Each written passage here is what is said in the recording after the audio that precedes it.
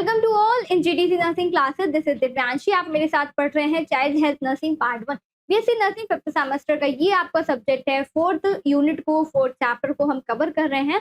तो आज का हमारा न्यू टॉपिक है respiratory distress syndrome.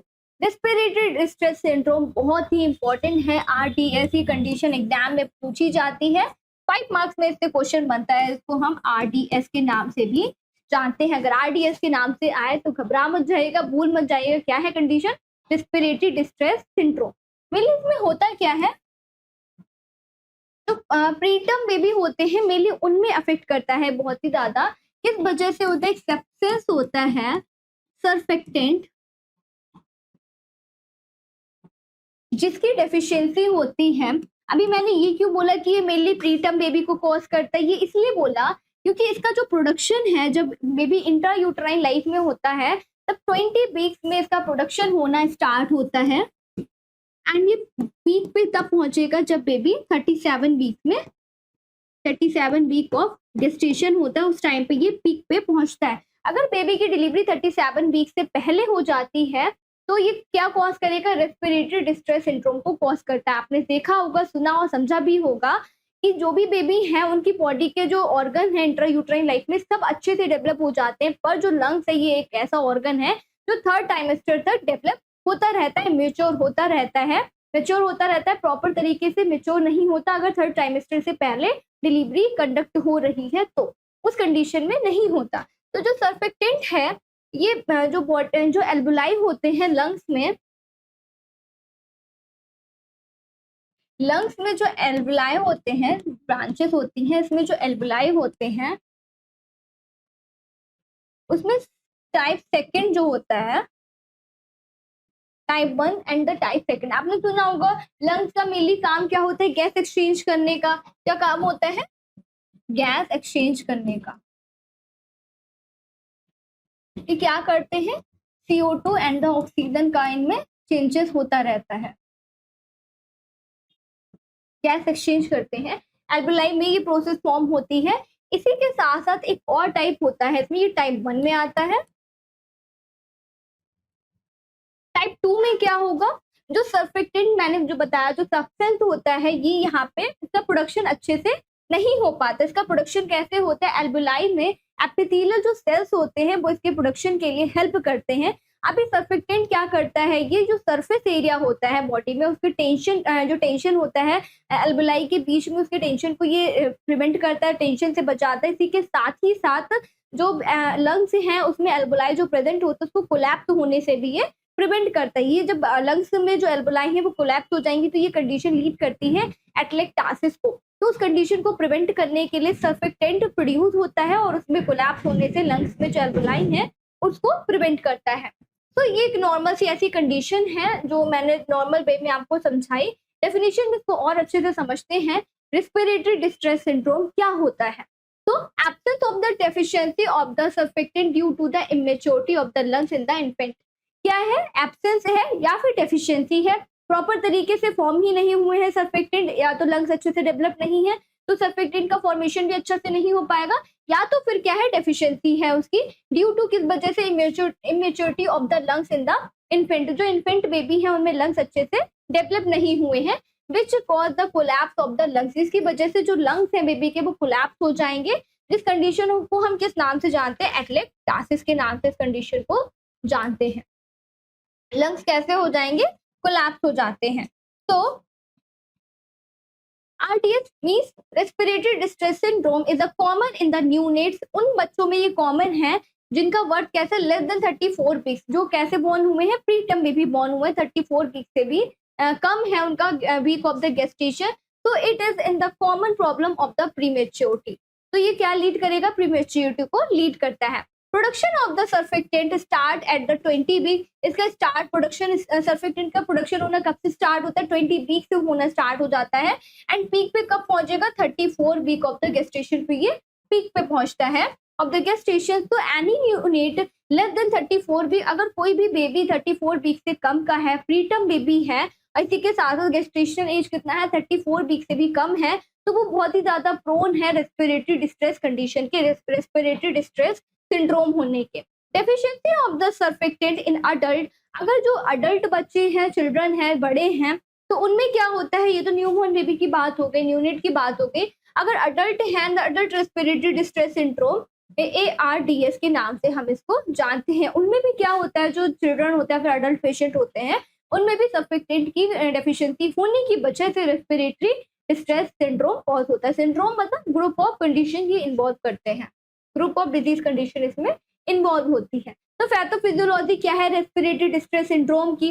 Lung alveoli consist of 2 type of cells, यानी जैसे बताया, एक तो लंग्स का हमने सुना ही है, oxygen and the carbon dioxide जो गैसेस हैं उसमें एक्सचेंज में ये हेल्प करता है। विद दिस क्या काम होता है, एक टाइप 2 एपिथेलियल सेल्स होते हैं एल्वेलाई में ही, जो हेल्प करते हैं एल्वेलाई को कोलैप्स होने से प्रिवेंट करते हैं, उसके सरफेस एरिया में जो टेंशन प्रिवेंट है उसको होने से बचाते हैं। तो टाइप 1 एल्वेलर सेल और the pneumonocyte type 1 95% of the cells क्या होता है, it consist of the squamous tissue. ये क्या कंटेन कर रहे हैं, स्क्वायमस टिश्यूज को या फिर स्क्वायमस सेल को ये कंटेन करते हैं, which cause the gas exchange, जो किसमें मदद करता है, गैस एक्सचेंज के प्रोसेस में हेल्प करता है। टाइप सेकंड में क्या होता है, एल्वेलर सेल और द न्यूमोनोसाइट 2-5% ऑफ द सेल। ये बहुत कम सेल्स कंटेन करते हैं जो प्रोडक्शन करते हैं सर्फेक्टेंट का। कितना होता है, 5% सेल्स होते हैं, और ये 95% सेल होते हैं जो गैस एक्सचेंज की प्रोसेस में हेल्प करते हैं। It consist of the cuboidal type, और ये कैसे सेल कंटेन कर रहे हैं, स्क्वायमस सेल को कंटेन करते हैं, स्क्वायमस टिश्यूज को कंटेन कर रहे हैं, ये क्यूबॉइडल टाइप ऑफ सेल को कंटेन करते हैं, जो सिक्रीट क्या करता है, एल्वेलर फ्लूइड, जिसमें से एक एल्वेलर फ्लूइड जो है वो सिक्रीट होता है, जिसको हम क्या कहते हैं, सर्फेक्टेंट कहते हैं। अब मिक्सचर ये होता है, एक मिक्सचर मैं बताना भूल गई, ये मिक्सचर होता है सर्फेक्टेंट जो amino acid and the lipid से मिलकर बना हुआ होता है। अब mixture of the phospholipid, lipid से बनता है, and the lipoprotein means amino protein से मिलकर बना हुआ होता है। Surfactant prevent the alveoli from the deflating, मतलब इनको कोलैप्स होने से बचाता है, डिफ्लेट होने से बचाता है एल्वेलाई को। At the end of the expiration, जब एक्सपिरेशन का प्रोसेस एंड होता है उस टाइम पे क्या काम करता है, जो सर्फेक्टेंट जो amino acid and the lipid का जो प्रोडक्शन है, जो मिक्सचर है, वो हेल्प करता है एल्वेलाई को कोलैप्स होने से बचाता है। इसी के साथ साथ एक्सपिरेशन की प्रोसेस में ये हेल्प करता है bye lowering the surface tension को प्रिवेंट करेगा विद इन द एल्वेलाई के अंदर। तो ये पैथोफिजियोलॉजी के अंदर भी आता है, फिर टाइप्स आपसे पूछे जाए तो उसमें भी आप मेंशन कर सकते हैं। नेक्स्ट हम देखेंगे क्लिनिकल मैनिफेस्टेशन, क्या क्या साइन और सिम्टम्स रेस्पिरेटरी डिस्ट्रेस सिंड्रोम की वजह से बेबी की बॉडी में दिखते हैं। तो features of the respiratory distress with in the first 6 hour of life, कब स्टार्ट हो जाएंगे इनके फीचर्स दिखना, साइन और सिम्टम्स दिखना, जब बेबी 6 आवर में होगा, आफ्टर द बर्थ बेबी के 6 आवर्स में ये साइन और सिम्टम्स बेबी की बॉडी में आकर होने लगते हैं। टैकिपना होगा and the nasal flaring. Nasal flaring का मतलब क्या होता है, जब भी बेबी ब्रीथ कर रहे होंगे, इन करेंगे या फिर एक्सहेल करेंगे, उस टाइम पे जो नोज होंगे, नोज स्ट्रेल होंगे, वो बहुत ही ज्यादा एक्सपेंड कर रहे होंगे। एक्सपिरेटरी ग्रंटिंग, ग्रंटिंग क्या होता है, लो पिच्ड साउंड प्रोड्यूस करेंगे, और ये बहुत ही शॉर्ट साउंड होता है। एंड द रिब रिट्रैक्शन, ये बहुत कॉमन साइन है जो देखने को मिलेगा रेस्पिरेटरी डिस्ट्रेस सिंड्रोम में। इसमें क्या होता है, रिब रिट्रैक्शन में जो डायफ्राम होता है, यहाँ पे जो स्किन है या फिर मसल्स जो प्रेजेंट होते हैं और टिश्यूज यहाँ के, वो अपर डायरेक्शन में इन्वेड होने लगते हैं, चेस्ट एरिया में जाने लगते हैं। इसी के साथ साथ सी एंड स्टार रिस्पिरेशन दिखता है। सी एंड स्टार रिस्पिरेशन में क्या होगा, जब भी एक्सहेल कर रहे हैं, इंस्पिरेशन का प्रोसेस कर रहे हैं, वाइस वर्सा होते हैं इंस्पिरेशन एंड एक्सपिरेशन के दोनों के टाइम पे क्या होता है, जब भी वो इंस्पिरेशन कर रहे होंगे, बेबी इनहेल करेंगे जब भी एयर को, तो उस टाइम पे क्या होगा, जो चेस्ट होगा वो इनवर्ट हो जाता है and the abdomen area outward हो जाता है। चेस्ट एरिया इनवर्ट होगा और अब्डोमिन एरिया कैसा होगा, आउटवर्ड डायरेक्शन में एक्सपेंड करेगा। नॉर्मली ये वाइस वर्सा होता है इंस्पिरेशन के टाइम पे भी, एंड द वाइस वर्सा यानी कि इंस्पिरेशन के टाइम पे भी सेम होता है। नॉर्मल क्या होता है, जब भी हम ब्रीथ इन करते हैं तो हमारा जो चेस्ट रीजन होता है वो एक्सपेंड होता है, आउटवर्ड आगे की तरफ बढ़ता है। बट सीएसआर रेस्पिरेशन में क्या होगा, ये इनवर्ट चेस्ट इनवर्ट जाएगा एंड द एब्डोमेन एरिया बाहर की तरफ एक्सपेंड करता है। साइनोसिस प्रेजेंट होगा क्योंकि बेबी अच्छे से ब्रीथ इन नहीं कर पा रहे हैं, पल्सेशन बहुत ही ज्यादा वीक होगा, एब्सेंट भी हो सकता है। इसी के साथ bluish discoloration of the skin दिखेगा क्योंकि बॉडी में ऑक्सीजन की सप्लाई एडुकेट अमाउंट में नहीं ट्रांसफर हो रही। इसी के साथ साथ डिक्रीज्ड एयर एंट्री, और जो एयर का एंट्री होगा एयरवे में ऑब्स्ट्रक्शन होने की वजह से, या फिर जो भी सर्फेक्टेंट है वो अच्छे से वर्क नहीं कर रहे हैं, लंग्स कोलैप्स हैं, तो गैस एक्सचेंज का प्रोसेस भी अच्छे से नहीं होगा और एयर की एंट्री लंग्स के अंदर नहीं होगी और पूरा बॉडी का जो मैकेनिज्म है वो इम्पेयर्ड हो जाएगा। ब्लड सर्कुलेशन भी अच्छे से पूरी बॉडी के जो अदर ऑर्गन है उन तक नहीं रीच करेगा। हाइपोक्सिया होगा, ऑक्सीजन की डेफिशिएंसी होगी, पेलर स्किन का कलर कैसा हो जाएगा, पेल कलर का, या फिर साइनोसिस दिखेगा क्योंकि बेबी की बॉडी में ऑक्सीजन नहीं पहुंच रहा। तो ब्लड सर्कुलेशन में जब ऑक्सीजन प्रेजेंट नहीं है तो बेबी का कलर कैसा होगा, पेल कलर का, या फिर हाइपोक्सिया दिखने को मिलेगा, नहीं तो साइनोसिस भी स्किन में दिखता है। एसिडोसिस, एसिड का प्रोडक्शन बहुत ही ज्यादा बढ़ जाएगा ब्लड स्ट्रीम में, एंड इसी के साथ साथ हाइपोथर्मिया भी देखने को मिलता है क्योंकि बेबी कहते हैं प्री टर्म बेबी हैं, 37 वीक से पहले बॉर्न हो रहे हैं या फिर 34 वीक से पहले बॉर्न हो रहे हैं, तो दैट हाइपोथर्मिया की स्टेट कॉज हो सकती है। बेबी का टेम्परेचर 89.9 डिग्री फ़ारेनहाइट से कैसा होगा, बिलो होगा, 98.6 डिग्री फ़ारेनहाइट से कम होता है।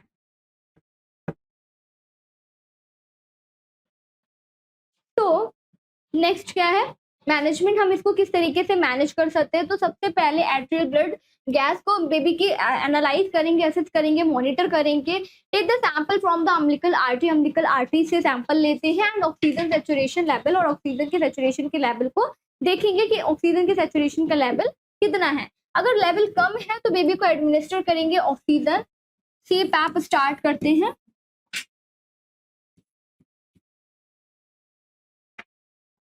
पॉजिटिव प्रेशर वेंटिलेशन स्टार्ट करते हैं एंड क्या है, administer oxygen at the lowest possible concentration to avoid the retinal damage, retinopathy of the prematurity.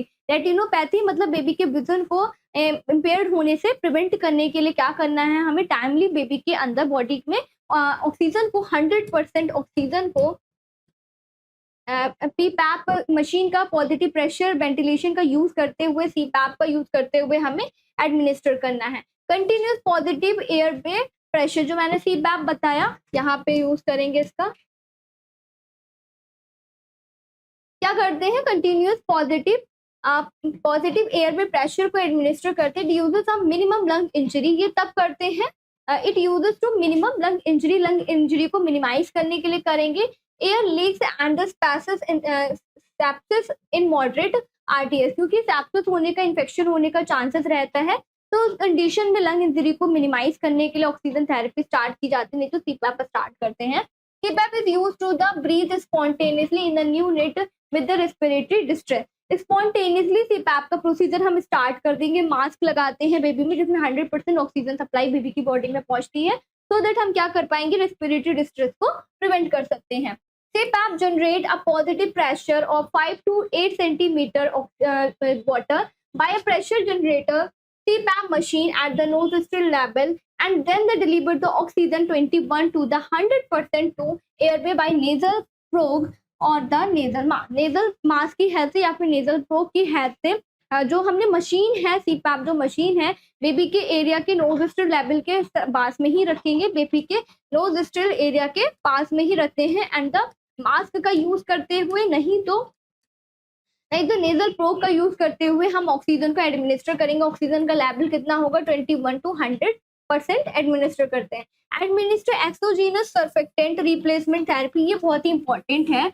क्या कर रहे हैं, सर्फेक्टेंट रिप्लेसमेंट थेरेपी बेबी को प्रोवाइड करेंगे क्योंकि सर्फेक्टेंट की क्या है, डेफिशिएंसी है, इसका प्रोडक्शन बेबी की बॉडी में नहीं हो पा रहा। टाइप 2 एल्बुलाई क्या है, अफेक्टेड है। Through the endotracheal tube, intratracheal integration करने के साथ ही साथ क्या करते हैं, सर्फेक्टेंट जो थेरेपी है, रिप्लेसमेंट थेरेपी, उसको एडमिनिस्टर करेंगे।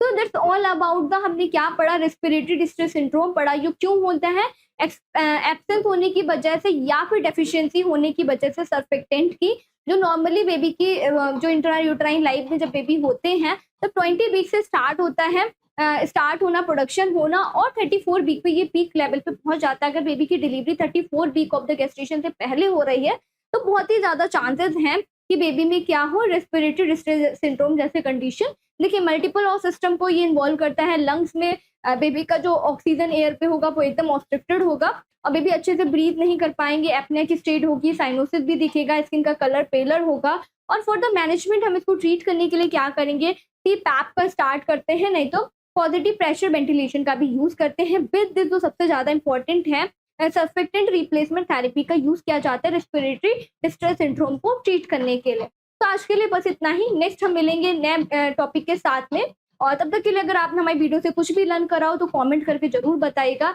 लाइक करिएगा वीडियो को एंड तो सब्सक्राइब करिएगा चैनल को। इसी के साथ अपने दोस्तों के साथ में शेयर करना बिल्कुल मत भूलिएगा।